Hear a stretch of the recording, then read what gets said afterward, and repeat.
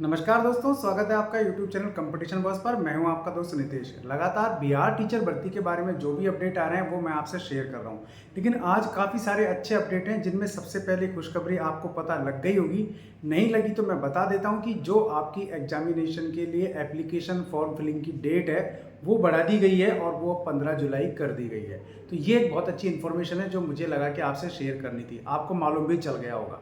इसके अलावा भी काफ़ी सारी चीज़ें हैं। 14 जुलाई का आप सब लोग वेट कर रहे हैं, सारी डिटेल शेयर करेंगे। वीडियो को फिलहाल लाइक कर दीजिए, चैनल को सब्सक्राइब कर लीजिए। शॉर्ट वीडियोस भी मैं हम डाल रहा हूँ तो आपको वहाँ भी काफ़ी सारी इन्फॉर्मेशन मिल जाएंगी। तो सबसे पहले बात करेंगे 14 जुलाई की कि 14 जुलाई तक चल रहा है मानसून सत्र। इसके बाद सरकार जो इसके जो नियम बनाए हैं, नियमावली बनाई है, उस पर एक बार फिर से रिव्यू करने जा रही है। और नियमावली के रिव्यू में दो चीज़ें उभर के सामने आ रही हैं। पहली बात तो अदर स्टेट कोटे को लेकर के, अदर स्टेट को जो अप्लाई करने के लिए उन्होंने मौका दिया है उस पर क्या होना है। दूसरा ये है कि जो नियोजित कर्मचारी हैं, नियोजित कर्मी हैं, उनको बिना एग्जाम के राज्य कर्मी का दर्जा दिया जाए कि नहीं दिया जाए, इन्हीं पर एक बार कानूनी और गैर कानूनी दोनों पक्षों पर हम बात करेंगे। इसके अलावा यह सबको पता है कि 5.5 लाख के आसपास आवेदन भरे जाने हैं इसमें, और इसीलिए डेट बढ़ाई गई है। एग्जाम की डेट में कोई अभी तक चेंज करने की बात सामने आई नहीं है। सबसे पहले नियोजित कर्मचारियों की बात कर लेते हैं, नियोजित शिक्षकों की बात कर लेते हैं। तो नियोजित टीचर्स की संख्या करीब करीब बिहार में 4 लाख के आसपास है। अब ये लोग चाह रहे हैं कि 15 साल से हम लोग पढ़ा रहे हैं तो बिना एग्जाम के हमको राज्य कर्मचारी या फिर राज्य कर्मी या फिर एक तरह से बताया जाए तो गवर्नमेंट टीचर का दर्जा दिया जाए या उन्हें परमानेंट किया जाए। एक तरीके से मोटा मोटा इसको समझने के लिए ये चीज़ आपके लिए सही रहेगी। तो इसको क्या हो सकता है, तो सरकार के हाथ में, सरकार चाहे तो डायरेक्ट इनको परमानेंट कर सकती है, राज्य कर्मचारी का दर्जा दे सकती है, पे स्केल फुलफिल दे करके इनको सेटिस्फेक्शन दे सकती है। क्योंकि चुनाव का भी मसला आ रहा है तो वहाँ भी काफ़ी बेनिफिट सरकार को मिल सकता है। तो ये संभावना पूरी पूरी बनी हुई है। क्यों? क्योंकि एकीकरण सबसे बड़ी चीज़ है, काफ़ी एका इन लोगों ने दिखाया है मेरे भाइयों ने। दूसरी बात आ रही है डोमिसाइल नीति की। तो डोमिसाइल नीति में थोड़ी प्रॉब्लम हो रही है क्योंकि अदर स्टेट को बैन करना चाहते हैं बिहार के मेरे भाई बहन, और सरकार ने इसमें उनको उदारतापूर्वक लेते हुए सभी भाइयों को छूट दिया, चाहे वो यूपी का है, चाहे बिहार का, चाहे कहीं का भी, पर योग्य होना चाहिए। तो इसको लेकर भी चल रहा है कि सबसे पहली बात ये आ रही है कि बिहार की वैकेंसीज पर बिहार के भाइयों का ही हक है, बिहार की बहनों का ही हक है।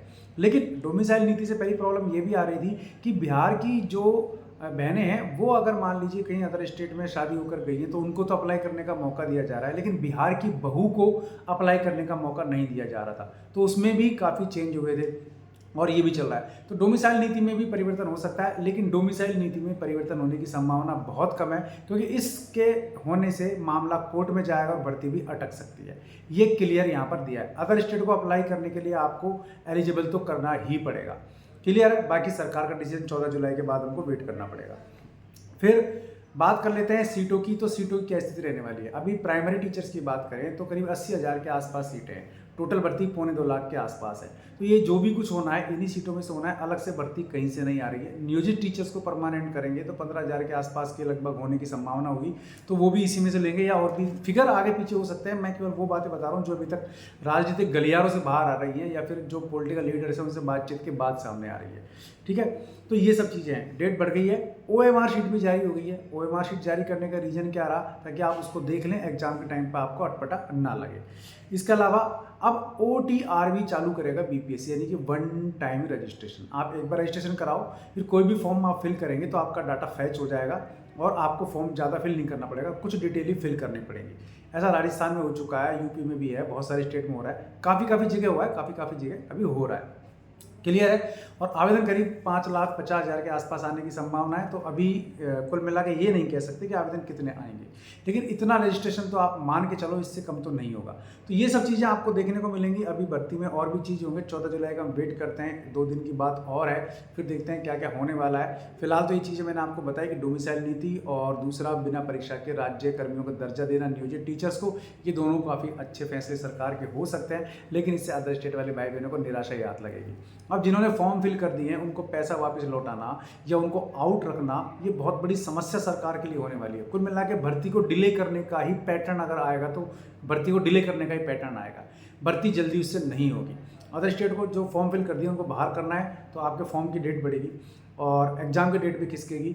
इस बीच मामला कोई ना कोई खटाई में पड़ जाना है, तो भर्ती अटक जानी है। इसलिए अभी कुछ भी नहीं कह सकते, थोड़ा सा वेट करना पड़ेगा 14 जुलाई का सरकार क्या निर्णय करती है। वीडियो पसंद आया तो लाइक और शेयर जरूर कीजिए, चैनल पसंद आया सब्सक्राइब कीजिए, बेल आइकन दबा लेंगे, आपसे वीडियो के नोटिफिकेशन मिलते रहेंगे।